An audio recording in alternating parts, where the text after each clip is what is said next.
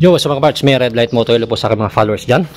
So ayan mga par, may susubukan na naman tayong budget meal ignition coil. Kasi maraming tatanong ano daw pwedeng ignition coil na pwede sa motor nila na hindi ganoon kabigat sa bulsa. Ito par, napakamura nito. Kahit siguro 5 kaya mo bumili nito. So ito yung locally ignition coil. So nakabit ko na sa motor ko. Made in Thailand. So it can generate up to 40,000 volts. Ewan natin kung totoo yun. So ay mga par, malalaman din naman natin yan kung totoo yan sa open wide throttle. Kahit sa starting pa lang sa gitna, pag namugak yan, ibig sabihin hindi consistent yung kuryente niya. Pero pag tumakbo ng 150 kph, ibig sabihin maganda yan. Mas lalo na kapag nasagad natin yan ng 160 yung takbo ng ganyang ignition coil sa halagang ayan paro. Yung tatak niya locally hindi mag-focus Ayan.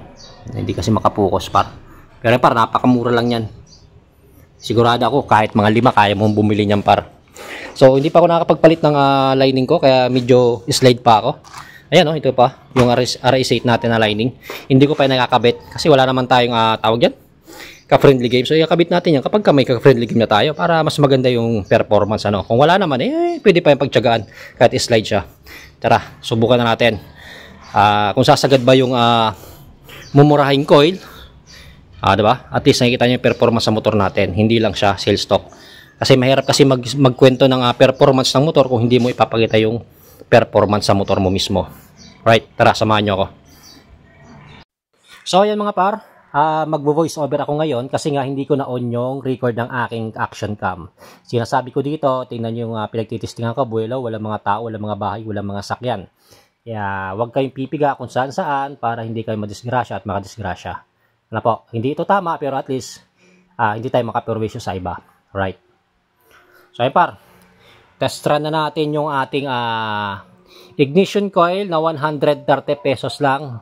Locally yung brand, made in Thailand, 40,000 volts. Tingnan natin kung papalya ba siya o hindi. Kung masasagad ba natin yung takbo natin, wala bang palya, walang hagok. Yan par. So far para sa primera, segunda pa lang, napakaganda na ng takbo ng motor ko dyan. Ramdam ko kagad yung tulak ng motor ko na dumudulo siya. So ayan. Ayan, mga nasa 140 plus na tayo. Sorry, hindi ganun kalinaw yung camera natin pero nasa 140 plus yung takbo. And then ayan, 150 plus. And then ayan, 160 po yung takbo natin. Ayan, sumagad tayo ng 160 kph sa takbo natin. Gamit yung ating 130 pesos lang na ignition coil. Ngayon par, kung hindi totoong 40,000 volts yung generate ng coil na yan, ibig sabihin hindi yan sasagad ng ganyan. Bakit? Kasi para sa open wide throttle, pagka putol-putol yung kuryente mo, hindi mo masasagad ang takbo yan.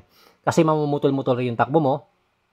At syempre, pag sinagad mo yung throttle mo, kapag hindi maganda yung kuryente ng coil mo, hindi masusunog ng maayos yung air and fuel galing sa carburetor mo, especially kapag malaki yung jettings mo. Pag mahina yung kuryente mo, hindi mo masunog na maganda yung air and fuel na binibigay ng malaking jettings sa carburetor. Ayun mga para, ayan po, locally po yan, gamit ko. Sumagad po tayo ng 160, gamit lang ang coil na yan ng 130 pesos. Ibig sabihin, maganda yung performance yan. At least nakikita nyo yung performance sa bike ko. Hindi lang yung sales stock. Kasi kung sasabihin ko na maganda ito, maganda yan, pero wala naman ko nakikitang takbo, yun ang sales stock. Pero ito, nakikita nyo yung takbo sa motor ko, ibig sabihin, okay na okay siya. Open wide throttle, starting, gitna, okay na okay siya, walang putol par. Napakasulit ng coil na yan. So, tulad sabi ko, di lahat ng mura ay pangit. So, nakikita nyo naman sa ignition coil na nakabit sa atin. Napakamura, 130 pesos, pero walang pugak, walang hagok, sagad ng takbo. Ibig sabihin, okay na okay par yung ganyang coil, kahit mumurahin siya. So, made in Thailand po siya par. Kaya, siguro maganda rin na klase. So, meron din naman kasi mga pangit na coil na mumurahin. Kaya ito, at least nakikita nyo na sinusubok natin sa motor natin para makita nyo yung totoong performance. Alright, mga par. Let's make a red light moto. Huwag kang pipiga kung saan para hindi kayo madisgrasya at hindi kayo makadisgrasya mga par. Alright, sensya na. Nag-voice over tayo kasi hindi ko na-on yung record sound natin. Pero at least nakita nyo yung performance na okay kahit mumurahin yung mga pyesa na sinusubukan natin. ano po, hindi siya sales stock. Nakikita nyo yung performance. Kasi mahirap magkwento na wala kang maipakitang performance sa motor mo. Alright.